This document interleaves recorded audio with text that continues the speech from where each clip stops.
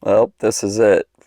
Oh, my heart is moved as I just think about this, that this was the last week. What a week it was. The most important week in the whole history of man, of humans. Yeah, it's really powerful. This is the last week where he heads for the cross. It's really, really amazing. So, and this cross was planned. You may know this, but if you don't, the cross was planned before the foundation of the world. Like if this is Adam and Eve, and we go all the way over here, and this is like, if you can see the timeline way over here near the end, like 3/4 in or whatever, Jesus Christ died on the cross. This was going to happen in about 6, 7 days from now, 7 days, in our timeline. Then he actually, in the mind of God, Paul said that he died before the foundation of the world, crucified. That's deep. In the mind of God, like up here in the mind, he already saw it. God looked at the time all the way down here. He saw his son was going to die for all the sins in the past and all the sins in the future. This is incredible. It's not a fairy tale. And it certainly wasn't a fairy tale of what happened here in the book of Mark as we're reading it. We're in chapter 11 now. And it's really great. It's an interesting fact, by the way, if you look at the book of Mark, that if there's 16 chapters, we're on chapter 11. Right here is chapter 11. Can you see that right there? 11, 12, 13, 14, 15, 16. We're in the last chapters. Was that 1, 2, 3? Yeah, 6 chapters, last 6 chapters here. Chapters 1 through 10 was basically about 3.5 years of his life. And we know that because of John's gospel. Stay with me, this is interesting. John is the only one that mentioned that Jesus went to Jerusalem, like in the time that he was doing his ministry, like about 32 years old to 35 years old, definitely around 30 years old. Anyway, it's mentioned. He's mentioned like the feasts and festivals are mentioned in chapter 2, chapter 5, chapter 7, and actually 11 and all. So there's only 3 times that John mentioned. By the way, let's kind of show this real quick. That he was mentioned that he went to Jerusalem down here. The synoptic gospels. You know what synoptic means? Do you remember? If you've been with me, synoptic. I'm not going to tell you what it means, but it's Matthew, Mark, and Luke. It's kind of the same view here, that they focused on Galilee in his ministry, and they only mentioned that he went to Jerusalem once. Where John mentioned he went to thrice, 3 times, thrice. Anyway, so Mark, let's go back to Mark. It's amazing that 2/3 of his whole book is devoted to all these chapters, and the last week is a whole third of the chapters, like 1/3 of the chapter. That's a lot of time just for the last week. Like 10 chapters are here, one last week, and these are years, 3.5 years. Do you understand what I'm saying? Like this is a very important week. And all the Gospels really focus a huge amount on this last week, especially, of course, the cross and the burial and resurrection.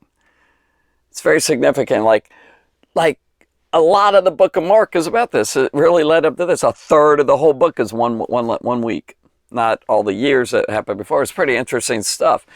And so are you ready? Let's get into this. Okay, let me turn to chapter 11. It says, as they approached Jerusalem. Let's go back a little. And they approached Jerusalem starting way up here. Jerusalem's way down here in Judea, right here. So Jesus did all this. We've talked about this. He comes down here. He's finished with Galilee, basically. He comes through Perea, and he comes over here through Jericho. Remember the blind men that he healed. And then Bartimaeus. And then he comes through this right here, that city. And then he starts traveling over towards Jerusalem. So there it is. Can you see that? And he really kind of goes really up. And from here to Jerusalem is 17 miles. From Jericho to Jerusalem, about 17 miles. It's a 7-hour walk. So he walks, and he went upwards to 2,600 feet above sea level, is where Bethany was, and all Bethania. Okay, and so he comes in this area right here, and then he's going to cross the mountains here. I'll give you another map in a second, and he goes to Jerusalem. So that's what it says right here. It says, as they approached Jerusalem, Yerushalayim. Okay, so here he is coming in. It says, oh, and came to Bethphage. Bethphage.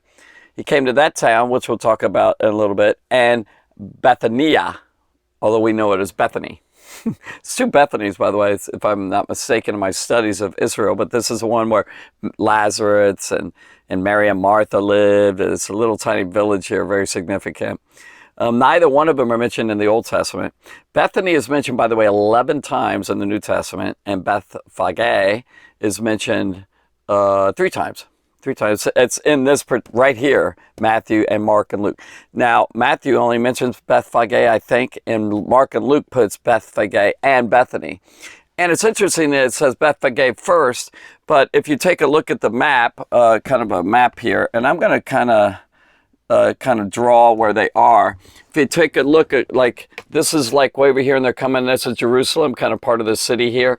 It's kind of, the crowds are all gathering here, and they're all sort of like what we call pilgrims going towards Jerusalem, because they're coming to the major feasts. There's 7 major feasts. There's 7 feasts in the Old Testament scripture, and the major one is Passover. That's the biggie. And by the way, that's the Passover that Jesus, you know, they did the Last Supper. We'll get to that later in Mark here, but that's where he, right before he died. So this is a major festival. And so this is really powerful. So they're coming towards their Bethania. They come here, and let me draw. Now Bethania, we know where that is. Bethphage, it's kind of, we're not sure where it is, because over this 2,000 years is kind of ruined. The city's gone or something. It was destroyed or something. So I put a question mark here where Bethphage here is. Can you see that? So now it seems to be, in my studies, that Bethphage seems to be closer to Jerusalem, and yet they mention Bethphage first, and I think it's just because from Jerusalem's standpoint, you look from here over here, and Bethphage is here. Now I don't know what it looks like. I don't know how it was larger and more. It was mentioned more in Jewish writings than Bethania. Okay, so I don't know, and both of them are really on the rocky hills here of Mount of Olives. So I don't know, let's draw this. I think it's probably something like this. Let's say that's the city, and then Bethany here may have been just really close to it, like here, and it seems to be smaller. Do you see that? I don't know if that's exactly right. It could be up here more, maybe a little bit down here more, but at least you get an idea of what it was. But it's right on the eastern side of the Mount of Olives. And this one was Bethphage, seems to have been like within a Sabbath's journey, which is about 7/8 of a mile, so, or something like that. So right across here, a little bit less than a mile. Bethany maybe should be over here, maybe a little bit more, because that's about 2 miles, so a little bit out, a little bit past a Sabbath day's journey. Sabbath is like a Saturday, you know. No. So, by the way, what day he came into here is questionable too. But John mentions that he came in 6 days before the Passover. Passover seems to be on a Thursday night, so it's, what is that? Okay, 6 days before. Maybe they count Thursday, Wednesday, Tuesday, Monday, Sunday, Saturday. Now, I don't know. Maybe he entered on Saturday, the Sabbath, walking into the Jerusalem. I don't know. Somewhere in that weekend, probably he came in. And so there it is. Pretty interesting. And then later he's going to go up the mountain ridge right here, maybe down here or something, come across here. And then you got the Kidron Valley here. And it hooks up with the Hinnom Valley. Kind of goes like this. So these lines here are supposed to be like plain. It's like an abyss. It goes way down. And it's a valley. You look down. You're up on these mountains. You look down, and then it comes back up, and it rises up to the Mount Zion and the major 4. There's 5 major hills here, maybe 4 major ones, and another one, 5 total, I think. Right here are the mountains of Jerusalem. So you go up, and then you go down, and you go up. Plus, there's a stream right in here too of water. But anyway, pretty interesting. So I like this stuff because you can kind of picture it. By the way, I did that road right there, and it's really beautiful as you come up the ridge and you come up the mountain, up of the Mount Olives, and then you turn, you start seeing what used to be the old Zion, the old city of David. You turn around and turn, and then boom, it's a big panoramic, beautiful picture of Jerusalem. You see it, the great city. Woo! And then you actually go down a little bit, can't see it a little bit, and then you come back up. Really cool. All right, so as they approached Jerusalem and came to Bethphage and Bethania at the Mount of Olives, now we're in that on that side there, on the eastern side, it says Jesus sent two of his disciples, saying to them. Now, if you look at Matthew, Mark, Luke, and John, which we are a lot, you know, their names aren't mentioned. Now, a little bit later, Peter and John are mentioned. He sent them out to help get the Passover ready. That's going to be later that week. So it could have been those two again, but who knows? Some guess it's Peter and Philip. Some might think it's, you know, who knows? Another one, another couple. But we don't know exactly. It doesn't really mention. And then he tells them to do something here. And I think I'm going to try and keep it short. So I don't know if I want, I'll just kind of mention it. I don't want to go in depth. Go to the village ahead of you. Oh, let's take that. I think he came to Bethany first, evidently. So Bethany here, I think he came here, and then he tells them to go to the village ahead of you. So that's this one, Bethphage. It's this one right here, okay? And he says, he sent those two disciples out. And it says, go to the village ahead of you, Bethphage.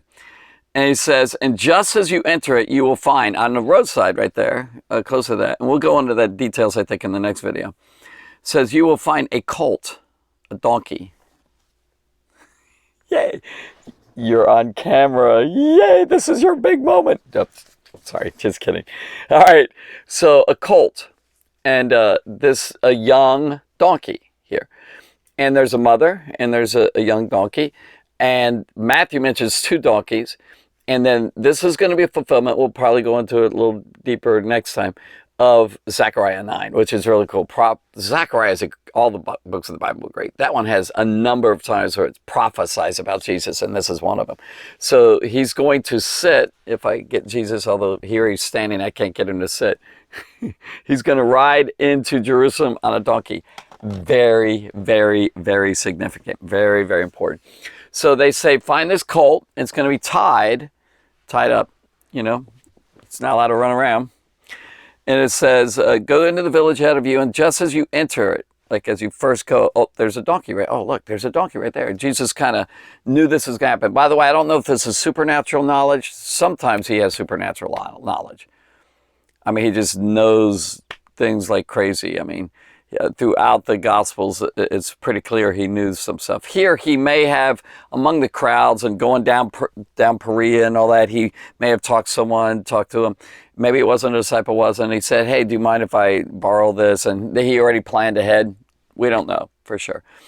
But I think it's really strong that it could be supernatural. He saw it like ahead of time. He was like a seer, S-E-E-R, and just, oh, I see it.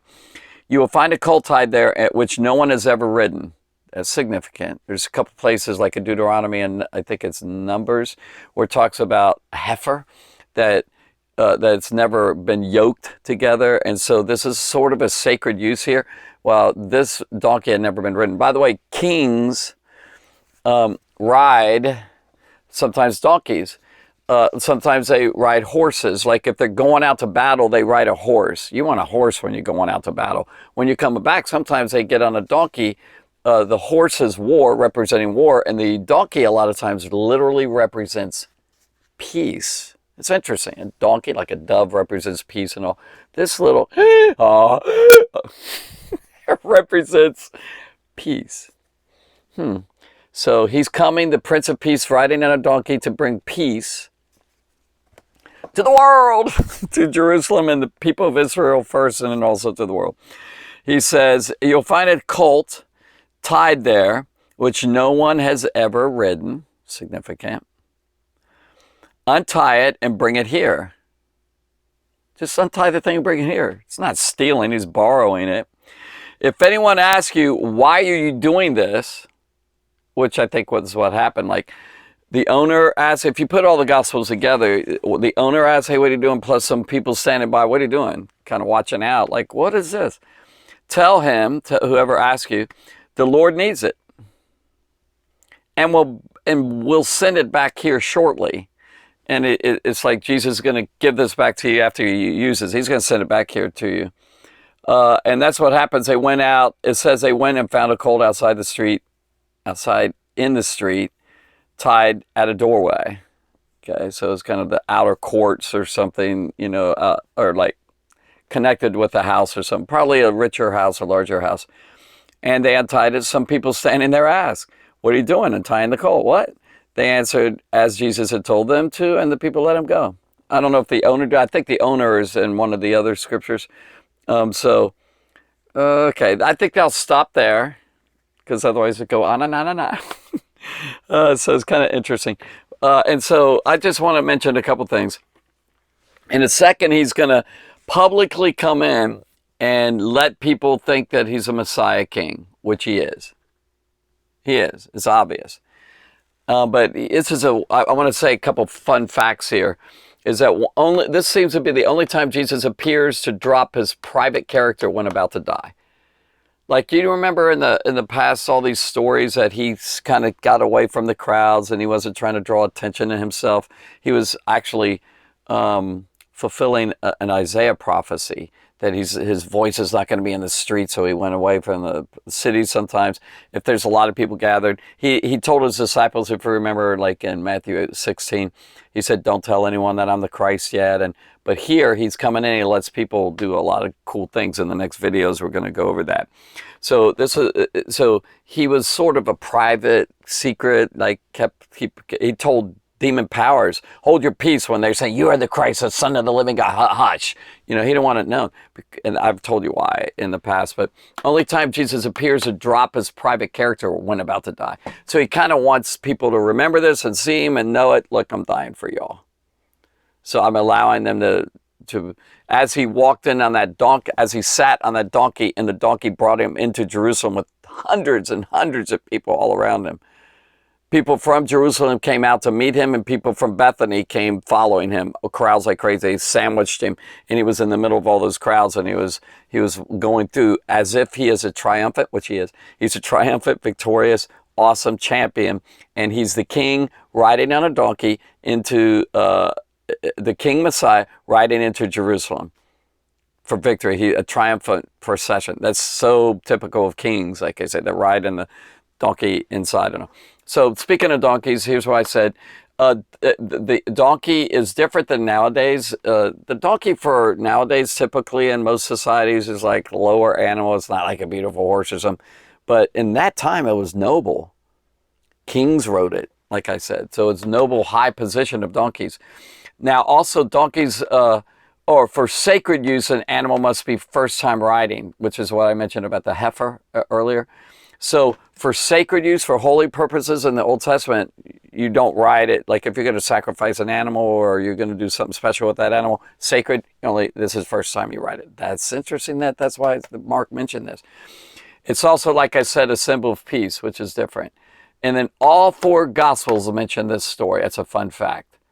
Most of the stories that we've been studying, like not all the four Gospels mention it. One Gospel writer, he happens to mention this. He's emphasizing this and all. And so all four of them mention this entry coming up here. So it's pretty important. All right, thank you for listening. I hope you enjoyed it. I enjoyed talking to you. Yay. Thank the Lord Jesus. Thank and glory to God. Thank God and thank you for what he did for us. And that's coming us, this is kind of anticipation here. Oh, a little nervous here, where he's headed for the cross. Wow, what an incredible event this was 2,000 years ago. God bless you. Thanks.